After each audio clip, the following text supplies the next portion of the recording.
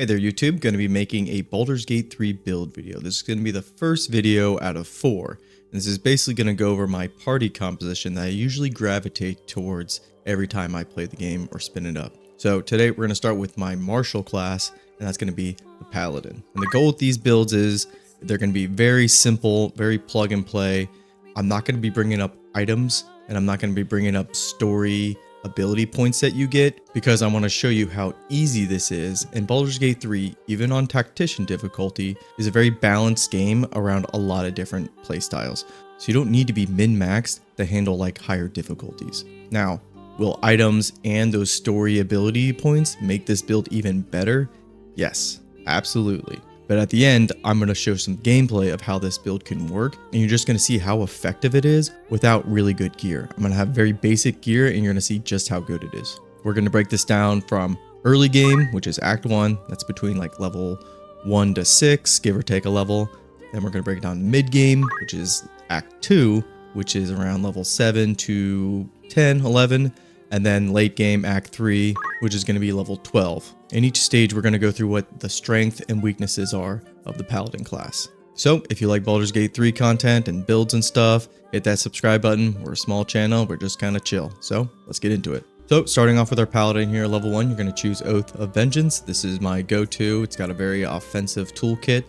One of the first actions you get is your Inquisitor's Might, which this is just a nice bonus action to do before you attack. Admittedly, it's a little short-lived on how useful it is, because around level 3, we're going to get Vow of Enmity, and that thing just outclasses this action by a lot. But moving on, you pick your deity, not a big deal here. Background I go with is Soldier, just for that extra athletics and intimidation. If you're going to have the Paladin as your face character when you're doing most of the conversations, then intimidation does come in handy sometimes. Now, ability score. Again, you don't have to be super min-maxed here. Early on, your priority should be strength and constitution. Charisma, again, it's nice to be the face of your party, but Paladin spells don't really benefit from charisma until level 6 when you get into their auras. So in the early game, really not that important. Intelligence, we can completely dump. We don't rely on that. Wisdom, we already have proficiency in, so that one can be dumped in favor of dexterity, because one of the problems or one of the issues with Paladins is their turn order and their mobility. So if you actually want to dump that wisdom and go just more dexterity, that's an option too. But we're going to fix the initiative problem later on. So this is the ability points breakdown. Again, if you're thinking about story points that you're going to get, then you could obviously mess around and put something like strength at 17. So if you get that ability point, then it'll bring it up to 18. And that would be like a way to min-max it, but we don't have to worry about it, because again, this game is very well balanced, and this build's going to shine without doing all that min-max stuff. All right, starting off, going into level 2. This is where really the Paladin shines. I always just go with defense, because I think that one bonus to your armor class comes in handy. And let's talk about your first spells that you're going to be taking. Really, you want to have something that your character is going to focus with concentration. So Shield of Faith, really nice concentration early on, even into a later game. This is a good option. So we're going to be talking about Bless for another class later on, but if you want to be self-sufficient, then you could pick Bless here, because this is something that a Paladin or all martial characters should be relying on in the early game, because your hit percentage is a little rough in the early acts. So third one I'm probably going to take is Thunderous Smite. You don't use these two often because they do consume a action and bonus action, but it's a nice way to have a nice push ability. And then Command, this is a great ability to have people drop their weapons or make them move away from you. It is just a handy ability, but really spell-wise, we want to focus on just casting a concentration ability. In this case, we have Bless and Shield of Faith. And then most of our other spells are going to be going towards just smiting, which is also what we get at level 2, is our smite ability, this is the bread and butter of all Paladins. So we can move on to level 3. So level 3, as an Oath of Vengeance Paladin, we're going to get Vow of Enmity. This is like the best ability for Paladins, and it is really helpful in the early game. Again, one of the big issues with Paladins and all martial classes in the beginning is their hit percentage. This will give you advantage on all those hits, so you're going to roll your dice twice. Now the key with this ability is you actually cast it on yourself, and that'll give you 10 turns, which is plenty of time to finish every encounter in this game, every combat encounter in this game. So you cast it on yourself, you don't cast it on an enemy, because once you kill that enemy, the vow will go away, and then you just wasted it. So cast it on yourself, and that'll give you advantage on every target that you try to hit. Again, super helpful in the early game. These other oath spells, these are okay. Bane, I never use. Hunter's Mark, this does give you a little bit of additional damage, so if you want to go more on the offensive and not use Shield of Faith, this is an option. This is not a bad option. Again, in Act 1, we're just going to be worrying about casting Vow of Enmity on ourselves and then having a concentration and then smiting as much as we can. So moving on to level 4. We get another Lay on Hands charge. Lay on Hands, those are just your healing abilities. This makes Paladin really good frontliner, is the fact that they have big heals. I don't ever really rely on them too much, but they're nice to have. And then for your next spell here, it really doesn't matter. Again, you're going to be trying to limit how many spells you use in general, just because you don't have a lot of spells as a paladin. So you really just want to save them for your concentration and then your smites when it's, called for. You don't want to be smiting everything because you'll run out of spells immediately. So again, not a big deal. Let's move on to the first feat. To me, the first feat, it's got to be greater weapons fighting. For this, I'd be using either a longsword, a hammer, anything with 2 hands, or versatile. And yes, if you didn't know, if you're using a longsword, it's considered versatile. You can put a shield in it, but Great Weapon Master will actually work if you're two-handing the longsword. And of course, the go-to is just going to be using a great weapon that uses 2 hands, but I like to use longswords every now and then, so just know it works with that. And so what Great Weapon Master is going to just give you overall is a lot of damage. And even if the attack percentage is way too low, you can toggle it off and you'll still get the benefit of, if you critical or you kill a target, you can then use your bonus action to use it to do another melee hit. This is just one of the best feats for somebody who's using two-handed weapons. Now we can move on to level 5. Level 5 for all martial classes is a pretty big deal because you get that extra attack. Extra attack that just means more swings, more smites. You get some more spell slots, which is nice, and then the next level spells you get are pretty good. Another reason why level 5 is so great with Oath of Vengeance, Misty Step, and Hold Person. Hold Person we'll talk about later on. I usually don't actually use it too much until later, but Misty Step, this is a great mobility option. Another weakness with Paladins in the early game is their mobility. Now for here, I like to go with Magic Weapon just because it lasts the entire time. You don't have to keep recasting it like True Strike. So basically you can just put this on and forget about it. It'll help out your offense a little bit more.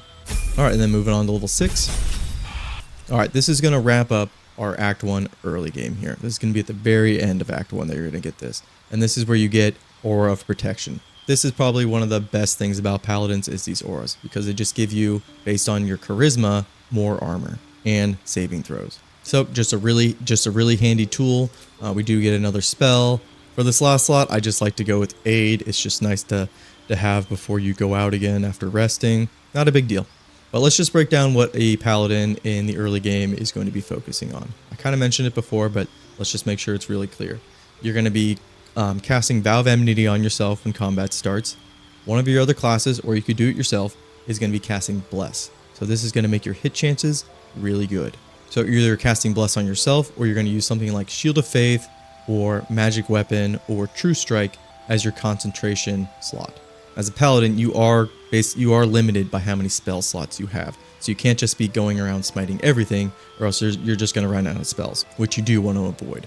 So with those few things, we're mitigating one of the issues within missing targets.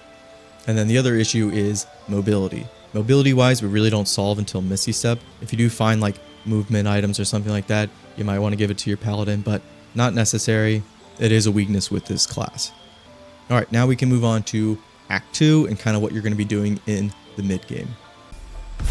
So yeah, round level 7, that's when you're going to be hitting Act 2, give or take a level, and I would consider that the mid game. Right off the bat, level 7, you get another spell slot, very nice, and then you get the subclass feature, Relentless Avenger. This comes in handy sometimes. It does give you a lot of movement. I'm not going to say it's bad or anything. It's just nice to have. And then for our next spell slot, again, it really doesn't matter. Anything else that we're really having here, it's not going to be a priority over what we're already doing. So really quickly, let's just go into level 8.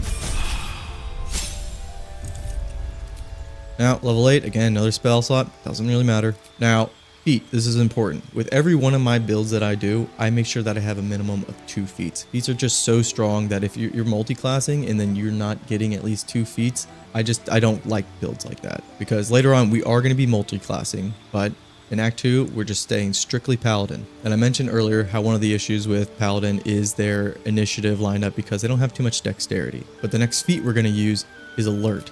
So alert keeps you from getting surprised and also gives you +5 bonus initiative. This really helps out your turn order as a paladin. And that surprise feature, super helpful in Act 2 and super helpful in Act 3. Now, you could go with something like ability score improvement. I never really take this just because it's kind of boring, and there's a lot of things that give you at least one stat and then they do something extra. And also athlete is a very good feat. If you set it up so your strength's at 17, you'll bump it up to 18. And this also makes your jump distance so much further. So that mobility issue that paladins would be suffering from, you could fix it right here without having to use a spell slot for Misty Step. But that's just an option. I go with alert. Again, make sure my paladin is high up on the turn order, and then I can't be surprised. But let's continue on.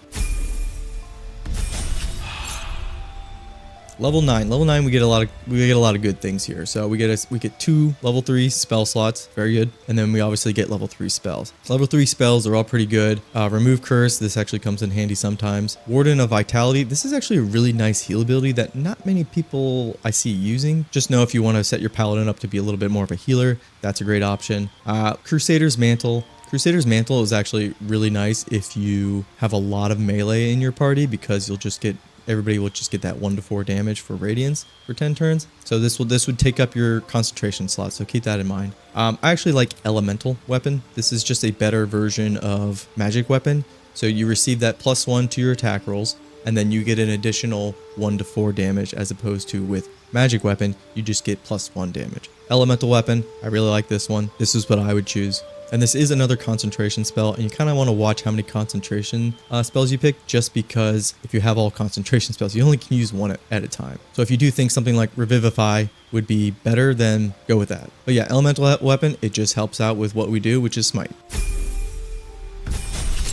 All right, level 10. Level 10, this is where we're going to finish off Act 2 around. So we're ending the mid game. And the only thing we get really at level 10 that's really helpful is this Aura of Courage. You can cast as many, you can have multiple auras. So you can have this one, and then you can have the protection one. This keeps from your allies being frightened. This is very helpful in Act 2, but it comes at the late end of Act 2. So keep that in mind. And then for spells, this last one here, I'll just take a revive for somebody. Get rid of Daylight. Actually, you would probably maybe want to keep something for Daylight because Act 2 is really dark.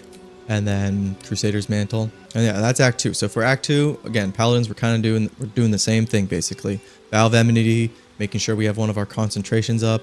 We have great mobility with Misty Step. And then yeah, we're picking our targets for smiting. So now we're in the late game, we're in Act 3. Gonna keep everything the same here. You can min-max it if you want, but it's not necessary. It's not necessary for tactician difficulty. So we're gonna really quickly blitz to level 6 Paladin. So once you hit that 11, 10 mark, respec, and then go 6 into Paladin. And yeah, you're picking the same things that we were picking before. Okay, and then yes, we get to Paladin, level 6, and this is where we want to stop. All those things that we got later in Paladin, unfortunately, we're going to lose those, but I think the trade-off you'll see is worth it. All right, so level 7, once you're 6 into Paladin, we're going to go into Sorcerer. Sorcerer is just going to help Paladins become even better. They're going to give us more spell slots, and they're going to give us the ability to recharge spells without long resting or using items. And meta magic is pretty freaking busted. So cantrip wise, none of these are really that important as a paladin. Friendship's nice, magic hand's nice, the lights, dancing light and regular lights, that's all nice too. Not that big of a deal. Spell wise, this is also something that's great about Sorcerer. Shield as a reaction ability is amazing. This is one of the best reaction abilities and kind of lets you be a true support kind of like tank character, because if you do want to be like a tank and defending your allies, it's a little difficult, but Shield allows you to do that, and I just can't say enough about this reaction ability. It is really good, especially if you are early in the turn order. This is amazing. And then for your next slot, it really doesn't matter. You could go with Enhanced Leap or Featherfall. Any of these, it doesn't, again, this one's up to you. I'm actually going to take Thunder Wave just for that push ability. That could be nice. So for your subclass for Sorcerer, you really can't go wrong with any of these. Storm Sorcery, I go with sometimes. And then we're just going to go with Draconic Bloodline here. And we're going to go with Fire. Fire is a very common damage in Baldur's Gate 3. And so this will give us a little bit of resistance down the line. Scales, no, we're not going with Scales. So next level, we're level 8 now, but we're in our second level of Sorcery. Spell-wise, I'm just going to pick Enhanced Leap. Again, not very important. Meta magic wise though, Twinned very helpful. And then you can just pick any of the other ones. It really doesn't matter. I'm just going to go with extended. You don't want to replace any spells, and we're going into, we'll be level 9 when we'll be level 3 in sorcerer. So level 9 here, we got a lot of good spells actually. Enhanced ability, this is a really good spell. You have like a lot of good utility options to pick from here. I'm actually going to go with mirror image. This is a great preparation spell, especially for a frontliner, because it gives you a lot of armor. And again, you're just using a level 2 spell slot for 9 armor, and that's for 10 turns. So this is a great preparation spell. And then meta magic, this is a big pick here. We're going to go with heightened, and you'll see why. I kind of mentioned earlier that hold person we talk about later on. This is why I mentioned it, because heightened plus hold person is very busted against humanoids. And I'm going to show that off in the gameplay section at the end. I'm going to do a busted gameplay part, and then I'm not going to use this to show that this build is still very good without, you know, doing this meta magic combination. Now we're level 10. We're 4 in sorcery. You get another cantrip. Not worried about it. For this one, I would actually go with enhanced ability. This is actually pretty nice for those, if you're the face of the party, for passing some of those checks. This can be helpful. Feat wise, we're going back to the same feat. We're going with alert. And this is why I wait till around level 10 or 11 to go multi-classing, because I do want to utilize these 2 feats. I don't want to have to go a period without having the 2 feats. And I feel like alert just really makes paladins very strong. Level 11 now, we get another spell. This is a big pick here. You got a lot of great choices here. If you want a little bit of range, sure, you could have fireball. Counter spell, this is also very helpful if you don't have somebody who can counter spells. Now you don't have the highest spell level to counter big spells, but for like little minor ones, because most of the actual level 3 spells are very efficient and deadly. So if you could counter one of them, like slow, that could be helpful. But for me, I'm going to go with haste. This is the same reason why I take bless, is to show that this class by itself is super self-sufficient. So you don't need to rely on somebody else giving you haste or bless. You have that option. But the way I'm going to set up my party with my 4 classes, somebody else will be providing haste. I just want people to have the option of having haste in case that character's wrapped up or they get knocked out early or something like that. Because haste is super strong. This is probably, if not the best spell, in the top 3. This is just a busted spell, and you have to take it somewhere in your party when you're playing. You don't have to, but you really should. And then level 6 sorcery, this gives it, we're level 12 now. We're just getting more spell slots. This is why sorcerer is so good to pair with paladin, because paladins lack spell slots, and sorcerer will just beef us up. For me, I'm just going to take fireball here. Again, it's not something you super rely on. So this is the setup. We're on 6 and 6. And so how you're playing in the late game with paladin, again, we're keeping a lot of the same things that we were doing earlier. Vow of enmity on yourself immediately. Make sure you have one of your concentration abilities up. You got a lot more options here. Probably the best one is haste if you don't have somebody else casting haste on you. So at least you have that option. And then we have a lot of utility now in fights, and I'll show you that very shortly. I'm going to set up my bar, and then we're going to kind of get into that encounter so I can kind of show you how busted this is. All right, before we get into the encounter, I just want to show you guys what gear I'm running. I'm running basic gear, not good gear. You're going to have way better stuff at this point in the game. The Blade of the Oppressed Souls, this only has a weapon enchantment of +1. You're going to have something at least around +2 in this time of the game. It's not even a 2-handed weapon, but I'm still benefiting from Great Weapon Master. And then again, everything else, metallic boots, you get these in Act 1. Metallic gloves, Act 1. Helmet, yeah, just Constitution saving throw +1. It's whatever. This is an Act 2 cloak. It's just nice to have, to have something in the slot. Plate armor +2. This is something you can just buy at the vendors. And then trinket wise, I'm not going to use anything. Again, I'm just going to show you guys. This is a plug and play, and it's effective. We're on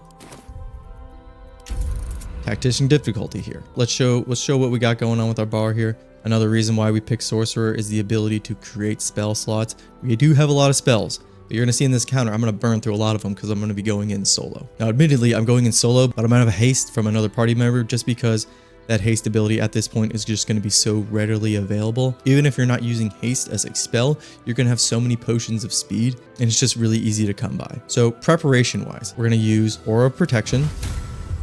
This doesn't take any up spell. This doesn't take up a concentration. It doesn't cost a spell, and we're getting +2 armor from this. Next up, we're going to use our concentration. For me, I'm going to use Shield of Faith. This lasts on you the entire time. You don't have to worry about it running out, and it'll just give us 2 more additional armor. Now that flat out is just how you should be running around. Even if you don't know a combat encounters are coming, this is just how you should be prepared anyways. Now, if you do know a combat encounter is coming, you can prepare like this. First thing, mirror image. Again, this is just going to give you +9 armor. When you get hit, it'll go down by 3, but those first strikes ain't gonna hit you. And these spells that we're using now, they are gonna last for only 10 turns, so we are gonna put it in turn-based mode. while we're preparing. And then the next spell we're putting on ourselves is Vow of Enmity. Again, this is just going to give us advantage on all of our attack rolls. And so the last important one that we need is haste. You're either going to get that from speed potion or another party member, or you can just cast it on yourself. For this instance though, I'm not going to cast it on myself. I'm going to have one of my party members do it because this is a party composition. This is not a solo build. So we got our Sugar Mama Shadowheart here. Gonna cast haste on us. So yeah, before the encounter, we got a lot of buffs on us. We're looking real strong. Equipment, mediocre to bad. But again, it's just to show how strong this is. So what I actually do to test builds, I make sure Gortash's forces are automatically hostile to me, and I leave Worm's Rock and the fortress here basically untouched. And so we're going to exit this mode. We're taking just one character and we're going to go straight into the combat encounter. And boom. There's a nice room of enemies right here. You have two melees. One of them, you have two melee fighters right here. Admittedly, this one's a civilian, basically. I wouldn't count this one. You have a range fighter right here, and then you have a pretty good mage right here that can do counterspell and stuff. So because we have alert, it's our turn first. This is huge for basically any party member is to go first. So I'm going to show you the busted version of this. Now we're going to utilize Hold Person. Hold Person is a concentration, so you would not be able to use your Shield of Faith or haste when you're trying to do this maneuver. But we're going to go with heightened. We're going to go with Hold Person, and we have to upcast this to basically cover all the people in this room. And boom, the entire room is locked down. Now, that only took up one action. So right off the bat, we're going to be able to crit twice because everybody is caught in Hold Person. So you can actually just target now anybody that's in range. Now, we're out of range of the mage. They're probably our priority target. We could use Misty Step, but I'm not going to. We're going to go for the Dwarf melee character right here. Automatic crit. And Divine Smites, they stop scaling up at spell level 4. So anything above level 4, you're not going to get any more additional damage. That being said, this is still a shit ton of damage. And again, this is with arguably weak gear for this point in the game. So we're going to finish them off. Luck of the Realms. I didn't even mention Illithid powers that make this even better. I'm not going to go over it. You don't need it. I'm not going to react. Automatic crit, they're dead. And so from here, we can't really do anything. We could move closer. But if we use our bonus action for Misty Step, we're going to lose our Great Weapon bonus strike. So it really doesn't make a difference. We'll just move forward and then turn. And everybody's frozen. Except for the mage got out of it. There's no way anybody's going to hit us when we have our mirror images up. See right there, we were at 33 armor. They attacked. It takes away one of the mirror images. So now we're at 30. But 30 armor class, oof, we're a tanky Paladin. And we're not even going to play optimally here. We're just going to get you out of the way. Move in. And we're just going to handle this mage here. Let's make sure we kill them, because mages, they can be a troublesome bunch. Now we get to use our Great Weapon Master bonus action. Just going to crit. We're going to Divine Smite it.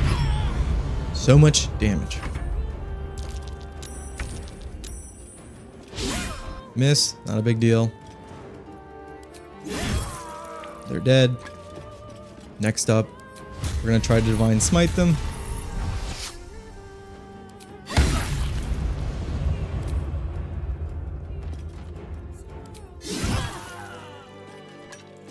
That's the encounter there. That's how busted this can be. And again, no trinkets, nothing like that. Ability score points that I had laid out can be min-maxed to be even more efficient. So that's just to prove how useful this is. Now we're going to do this encounter again, but I'm not going to be cheesing it. Actually, I wouldn't even call it cheesing it. I would just say be using a very powerful combination, but I'm going to be doing it without the trinkets and with like average to below average gear. We're actually not using mirror image this time. And yeah, no armor, no good armor here. All the same stuff we were using in that first time, and still in tactician mode. So we're going to jump straight into the fight. We get the first turn again. So our biggest target, obviously, going to be the mage. That's definitely who we should be gunning for first.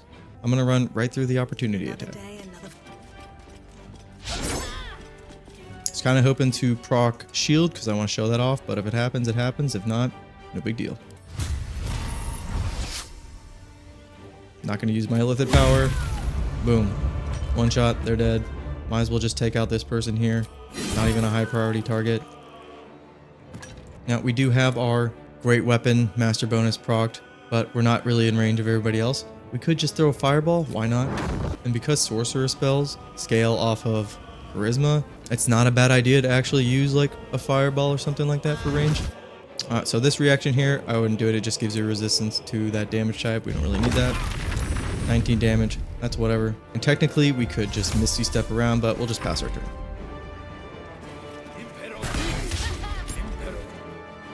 Perfect. This is what we want to hear. Shield is a reaction which doesn't matter which spell level you cast it at. It does the same thing no matter what. So obviously you want to utilize your lower level spell slots to cast this reaction.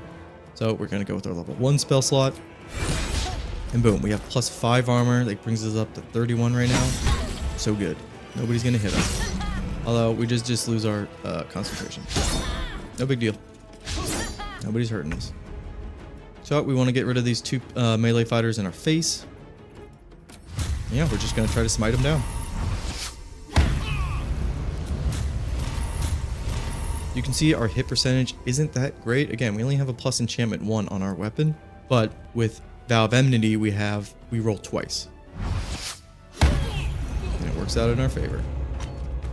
We still have more attacks we can do. That bonus action hit, it missed. Not a big deal. We're gonna wheel around here a little bit.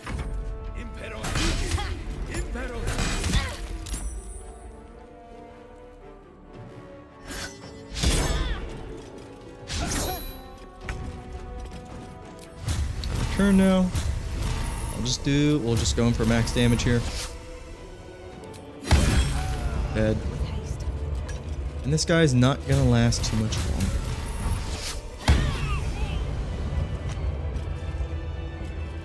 Now you can see, one of the people I could see people pointing out is look how many spell slots I used. I used a lot of spell slots in there. But keep in mind, this is not a solo build. This is meant to be playing with a party of 3 other characters, so 4 total. And so you're not going to need to use that many resources to take out all those targets. You can be a little more strategic with it. You can refill some of your spell slots with create spell slots with your sorcery points. So you just have a lot of versatility, a lot of variety, a lot of things you can do with your Paladin here. So yeah, this is the Paladin. This is usually my martial character that utilizes strength. Yeah, most of the time it is the face of the party too, but this is the first of 4. The next one I'm probably going to go into is my dexterity character. So yeah, let me know what you guys do with your Paladin. Do you multi-class them at all? Do you change up how many levels you go into, say, sorcerer or another class? Something I did forget to mention is you could just stay full Oath of Vengeance Paladin. You're not going to have as many spell slots. You are going to get that other aura, and then you're also going to get a higher roll with your smites. I think that happens around level 11, but also you get haste as well. So by itself, Oath of Vengeance is still very good. Anyways, I'll see you guys for the next one. Peace.